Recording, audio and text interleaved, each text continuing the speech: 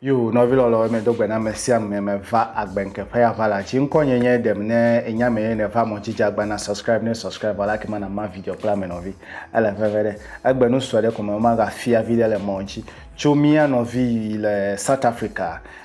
e vie nyon no vi e pomonu le international platform ji ne me gbo be international platform e fia be hia me godo pe ya vala ji ya o le fufula South Africa to gbo e be agbiere mi awagbe no wa vivi mi ta me ka be nya mejuro alo me nya mejuro nu iwo nya be mi no via skate ya no equal skating board skating dey mele mi aded wo mo america de kade kwe fine plache wa vai kwile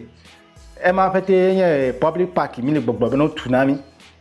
garden city gbati de ke me po le mi asi we brigade so brigade kwa me po de o ma da sila pa ma won ma fon village o mi an vie on be opportunity mi le yoyo de amegeder yo le fame ma be fe mi keketa cho badagba of agreement cover voter regime me nya ma vio mi nyen lo no me da si kokko de ku won ke ma le de ku tafu me nya ma vio mi nyen ele de ku tafu nya te vele kai South Africa jidudu po ebe ajebe ya na mesia me monu popo ta ina mi no vi monu popo mi no vi nyonu via ole efon tete fia yiwebe ahonko na South Africa towe le vemenu ka le jojo mi atowe jidudu mi le yobe jidudu de e monu le mi asi ojebe mi pongo pe de la gbe me afi monu le mi asi bonne mi le brother me do watch mi le politics wo yata me ko NDC claim PPO pete ko dare le Ghana mema Togo me che magbo be ya de ma hofma ko wonye me po nyale Olympics preto ma o le yiyo vo mi bere equal opportunity monu popo ne no amesia mesi nyonu kronchu David Kla machichi nyanga kple amesia makure le veme ya mi le didi mi afa veme chichi ngogbe no la wede no kpo bele ke mi awo na gbe ne fifi na mi ya me no gbogbo ma nyonu viare amebubu fe dume ya va pon ngogbe le tete eke ma no nyebe mia de dume ma ke wan ne monu popo ma re ameka to gbi minye ne mia na dume to no sebede ele vevedebe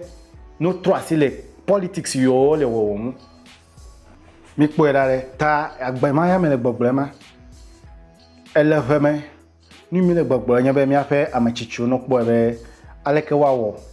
ple susube mon popo yo le mia de do mele ava pede dume vion e agbo mi le mon popo ma de le fefede na mi ma fonu didi o ma no apado e do mele no nya jere do ko e pa mon popo no nya ma nyebe ameka pe vie nye who do you know ameka nya ameka nyu fawe brigadier nyu fawa political science ka to wole wo aw apa ma hia mi o mina equal opportunity make abe amejuro ncho me ko me upload video le yime no gbogbo be mi ato yo le blume o do gbiyebe Togo touch ati won va Ghana me ava no nu fosi gbeda now it is not equal opportunity enu ma fete na be men la ngogbe de la gbiyem minye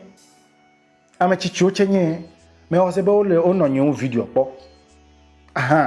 menya ba mechichu kpo nyo video ya o mele wo minya nya tefie mi le dibe agbe ne vivi o equal opportunity ne monu popo de dode ne do na nyo nu plonchu me ga nye ben pipi to menyo NDC to menyo aw e ya na we be do mele chicho me kwa affordable house yi o le Ghana meda mi da se ho da de gbe me hadebe NDC to ta politics ka wo mi le de do me e ya we mia no vi fla ejo ye de international platform ava no football for na mia towe ava no avuo na mia towe yo le South Africa skating board lo skating ya ko le wo ai ko kojo football ayo le mia si de boxer ayo le mia si de mon popo ka le un menya ba mi talent no be talent yo le o su le mia si le feme ka ke pepe de o mele menya ma de le mia de ma gbo le hohwe no be football minye nu vio kaka me ka ko me do le gbo me kra chew no be football mi da sile nu me mi dasile no me no be football de me nyenu vio kake ne me kponyo ne dokunye ko wo no planu nam e chi copy me dare ti be ma gble ma chi duo me dare ma gbere mi o mi di ba gbere vivi me no vie nye ma jo ma une nongone ma osogbolisa ne nongone ncho me vai no comment da mi atodewe be ma osogbolisa o china me o china me yo me se ma osogbolisa go mo de kuku na we male and female energy ya mi le yo be sogbolisa nwe ple fun pa ma agbe sigbo le ma chijoju ple chifafa ya la gbe me bible abere na nye chiblolo ele vedomesire ya sigbe ma ugbele ya tu okofu gbe ta wa me ve ya me ga nye chiblolo wa anye jowo wa lo anye fafa epa e ami le yo be sogbolisa okay nye ma hunu didi la pa ma o mebe mi afa me chichu no po ebele ke yo wa o na gbe ne fifi na mi no po ebe opportunity de never na du me vio pete no po profit me po teacher ma ko teacher ko jo pe nya ko deme ya pe mi anovi o wo interview o wo de nya te pe teacher o me nya be mi le fupe nye me nya na de ke ya vo me fia no po nye me nya na de ke vo me fia no po e ya nya be no ka suku ta to we de no po be ale ke wa wo na gbe ne fifi na mi teacher we ma ga gble ke be mi pogbo be efegbe mi na dasile de vion le veme no do fegbe ne fegbe de wa keketa adeblu nya te pe blo me le na mi e do de anya me egbe ile mi aside na pe dupo la no po be donova opportunity nova no have me view de me ba gbe ne fifi na mi